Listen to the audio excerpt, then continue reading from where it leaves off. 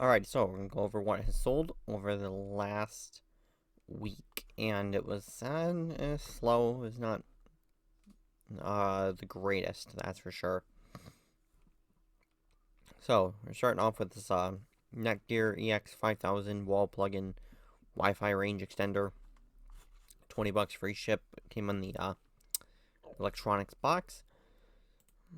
Next is this Pembroke Pines Florida Fire, $5.99. Next is this pair of Crocs. I don't know why these are all lowered like this. It's not how I left them. This pair of Crocs, Yukon Vista 2s, size 10, 55, free ship. These came online arbitrage from the Academy, for $25. Made about $14 after shipping and fees, because these are super light, 2 pounds, shoving a poly mailer. And I actually had 3 pairs of these, and of course I didn't put a quantity when this got listed. So after I saw that this sold, I relisted it, and then proceeded to sell one like a day or a day or two later. Again for $55 free ship. So we got one left. Next is this Lenovo USB-C 7-in-1 hub adapter. $20 free ship on this as well. Also from that electronics box. Next, North Dakota Highway Patrol hat patch. $2.99 as you can see.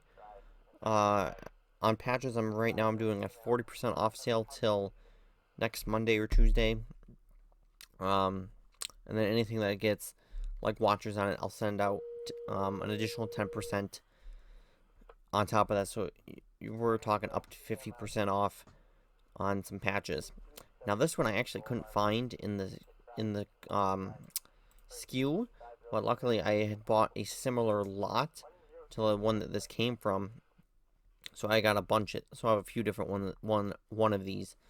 So I just swapped them out because I couldn't actually find it. So next, a FutureWise Slug Cream, $16.99 on that. I've got 14 of those left, and 13 watchers. That's pretty good. These I was thinking about cross-listing to my card because I have so many of these left. I got to do that one of these days. Go through again and look at some stuff that I want to try and cross-list to Mercari. Not that I've had any luck there. I haven't sold anything yet. Of course, I only had like 6 things listed, so it's not like there was that many choices. Same with this as well. I plan on probably cross-listing this Paper-like iPad screen protector.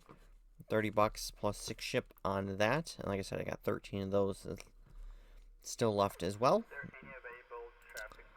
Alright, next, a bunch more patches. Ended up with the same amount of patches as packages. At least when I shipped out. Actually, I think if we actually would have waited to the morning, it would have been more patches than packages. And like for today, I sold three patches, and that's it. I won't have any packages to go out unless something comes in the next hour here before I go to bed. So next is Caledina Fire Department in Wisconsin. $4.19 on that.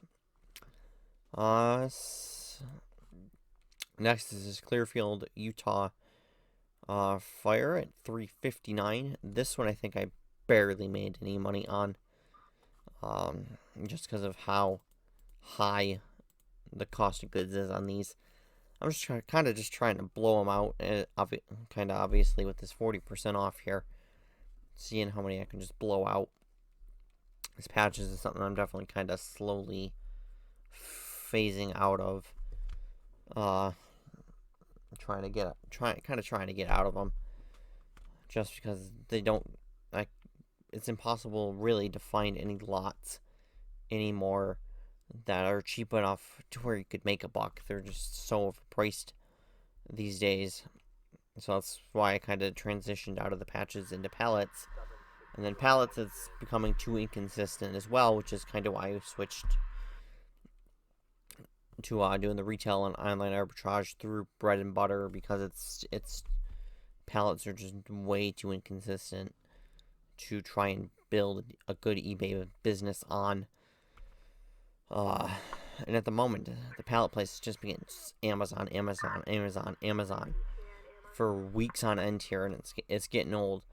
And nothing really there is super good for eBay.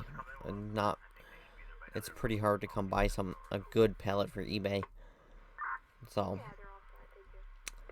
that's kind of why we've been transitioning to the current model that I'm doing as well. Next is this wrestler, New York Police, $4.79 in this. This one I know I'll lose money because this, just the